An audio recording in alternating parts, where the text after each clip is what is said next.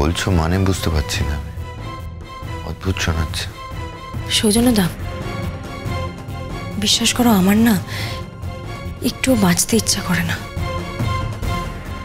আমি কিন্তু মুখের কথা বলছি না, আমি যেটা বলছি একদম মন থেকে বলছি।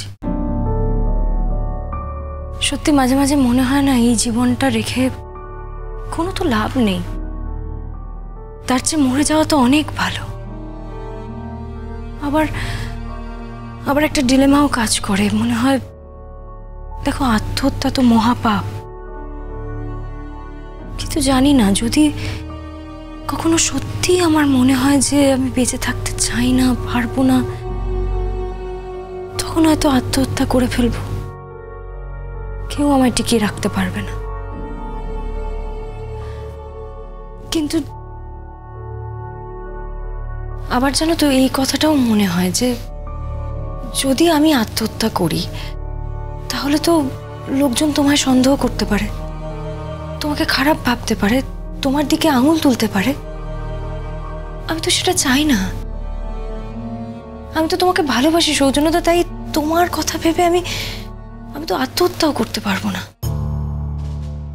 দেখো আমি তাও বলছি, আমি সত্যি জানি না আমি কতদিন এই মানসিক অবস্থা নিয়ে বেঁচে থাকতে পারবো।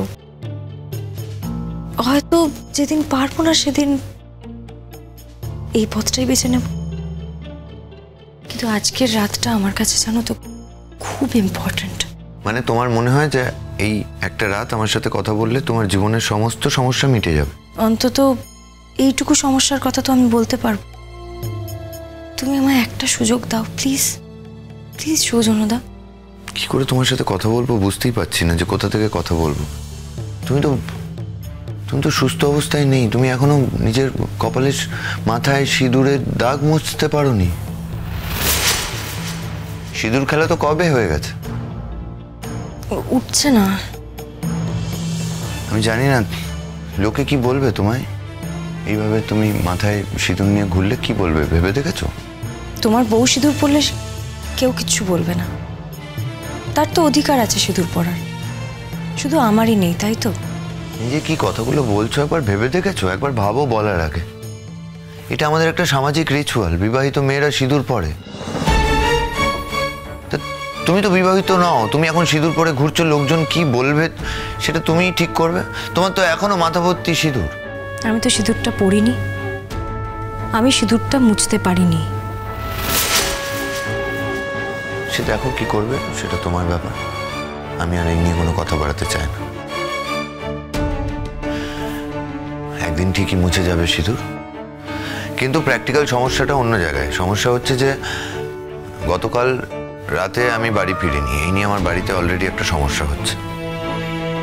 খুব ভালো করে জানো আমার বাড়ির লোক এতটা প্রোগ্রেসিভ নয়, এরা এগুলো মেনে নিতে পারে না। এখন যদি আমি আজকে আবার তোমার বাড়িতে থাকি, মানে বাড়ি না ফিরি, খুব সমস্যায় পড়ে যাব। কিন্তু এই সমস্যাটা আমি ফেস করতে রাজি আছি একটা শর্তে। আগামীকাল থেকে তুমি এই নিয়ে কোনো কথা আমায় বলবে না। আমায় কথা দিতে হবে যে তুমি নতুন জীবন বাঁচবে, তাহলে আমি তোমার বাড়ি যেতে পারি। নিজের জীবনটাকে এত জটিল করে ফেলো না অনন্যা। তোমার সামনে একটা সুন্দর জীবন আছে, সেটাকে এনজয় করবার চেষ্টা করো। আর আমাকেও আমার মতো থাকতে দাও। আমিও চাই আমার পরিবার নিয়ে, আমার স্ত্রীকে নিয়ে সুখে শান্তিতে থাকতে। এত জটিলতা চাই না আমার জীবনে। আমি অত জটিল মানুষ নই, আমি সোজাসাপটা মানুষ। আর তুমি তো জানো যে আমার ফোকাস আলাদা। আমি আমার কাজের মধ্যে দিয়ে থাকতে চাই, আরো বেশি বেশি গবেষণার কাজ করতে চাই, অনেক কিছু করার আছে। নিজের ব্যক্তিগত জীবনটা যদি জটিলতায় ভরে যায় তাহলে কাজটা ক্ষতি হয়ে যাবে, যেটা আমি করতে চাই না। আর যার ব্যক্তিগত জীবন দুমড়ে মুচড়ে একেবারে শেষ হয়ে গেছে, সে কি করে বাঁচবে সৌজন্যতা? তার উত্তর আমার জানা নেই। আমি তো অন্য কারোর জীবনের জন্য দায়ী নই। তুমিই দায়ী। হ্যাঁ তুমি, you are responsible for everything. তুমি আমার জীবনটা একেবারে শেষ করে দিয়েছো। দেখো সৌজন্যতা, আমি এটা অ্যাকসেপ্ট করে নিচ্ছি যে তুমি আমাকে কোনোদিনও ভালোবাসবে না, তুমি আমার দিকে তাকাবে না, তুমি আমার সাথে কোনো সম্পর্ক রাখবে না। কিন্তু আমি তো তোমাকে ভালোবাসি, আমি তো তোমাকে চাই। আমি কি করব বলো তো? আমাকে একটা দিশা দেখাবে প্লিজ। প্লিজ আমাকে একটু গাইড করবে, আমি কি করে বাঁচবো, কি নিয়ে বাঁচবো একটু বলবে? আমি জানি। কাজ করো অনন্যা, কাজ করো, তাহলেই ভালো হবে। আর যদি মনে হয় এই মুহূর্তে জীবনে সঙ্গী দরকার, তাহলে বিয়ে করে নাও।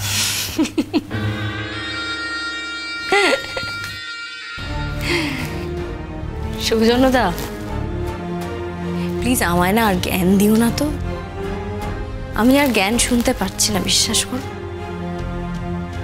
তাহলে কিছু বলবো না, তুমি শুনতে চেয়েছিলে তাই বললাম।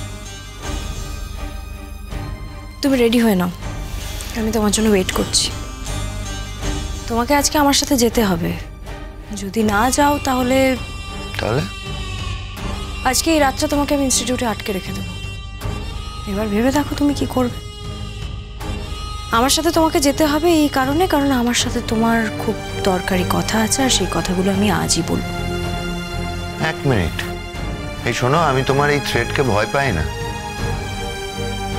আমি তোমার সাথে যেতে রাজি হয়েছি তার কারণ আমি চাই আমার জীবন থেকে এই চ্যাপ্টারটা একবারে যেন আজকেই শেষ হয়ে যায়। তাই আমি রাজি হয়েছি তোমায় আজকের দিনের সময়টা দিতে। আর আমি আশা করব আজকের পরে তোমার আমার সাথে আর কোনো কথা থাকবে না। আমাদের দুজনের মধ্যে আর কোনো কথা পড়ে থাকবে না। যদিও আমি জানি না তুমি কি বলবে আদৌ, তোমার যে মানসিক অবস্থান, কি বলতে পারো আমি তাও বুঝতে পারছি না। কিন্তু কথা দিয়েছি আমি যাচ্ছি, তুমি প্লিজ বাইরে ওয়েট করো, আমি বাড়িতে ফোন করে আসছি। যাও।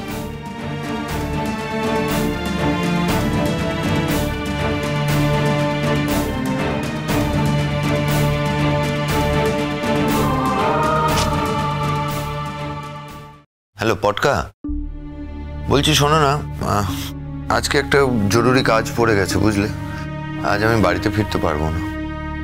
তোমার সে কি রে, রাতে ফিরবি না কই বলে যাসনি তো? হ্যাঁ, তখন বুঝতে পারিনি, আমি ফোন করলাম যাতে তুমি জ্যাঠাইকে জানিয়ে দিতে পারো। ও তো খাবি কোথায়? কেন, ক্যান্টিনে, ইনস্টিটিউটে ক্যান্টিন আছে জানো না, খেয়ে নেবো। সারা রাত্রি ফিরবি না, গুনগুনকে তো একটা ফোন করে বলতে পারতিস। আরে ফোন করলাম তো, ধরছে না, রিসিভ না করলে আমি কি করব? ও তোমায় ফোন করেছিল বাবিন বলছে, তুমি ধরোনি। দেখো ও হ্যাঁ, ফোনটা সাইলেন্টে ছিল তো, সাইলেন্টে ছিল, দেখতে পাইনি। আচ্ছা আচ্ছা ঠিক আছে, দাও তো ও পটকা। তুই একটু কথা বল গুনগুনের সাথে। হ্যাঁ দাও, গুনগুন কথা বলো, কি বলছে? হ্যাঁ, রাতে ফিরবে না, এই কথা বলো তো গুনগুন। নাও কথা বলো। হ্যালো, আমি তোমায় ফোন করলাম, তুমি তো রিসিভ করলে না। হ্যাঁ মানে খেয়াল করিনি, ফোনটা আসলে সাইলেন্টে ছিল। বলছিলাম যে তুমি ফিরবে না, মানে একেবারে কি পারবে না ফিরতে? বলছি শোনো, আজ রাতে বাড়ি ফিরতে পারবো না। কাজ পড়ে গেছে? হুম। প্রজেক্টের? হ্যাঁ, একটা কাজ প্রজেক্ট। বলছি যে সঙ্গে আর কে থাকছে? অনেকেই থাকছে, কেন? এই জিজ্ঞেস করো তিন্নি আছে কিনা। বলছিলাম যে তিন্নি দিদিও আছে। গুনগুন, যাদেরকে কাজে প্রয়োজন তারা প্রত্যেকেই আছে। ও বুঝলাম।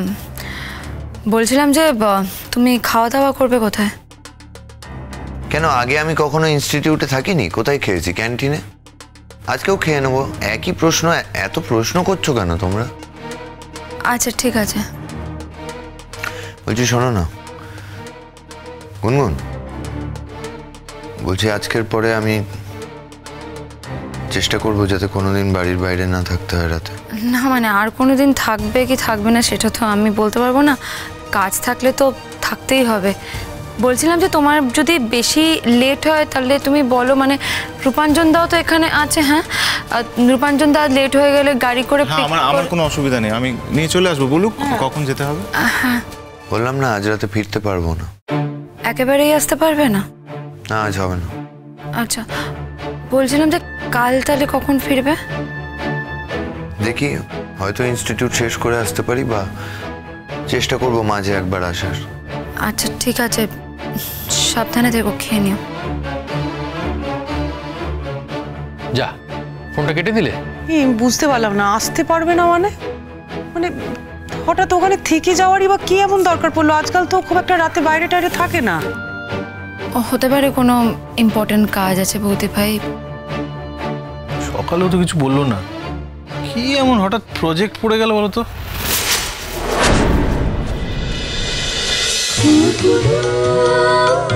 খুন খুন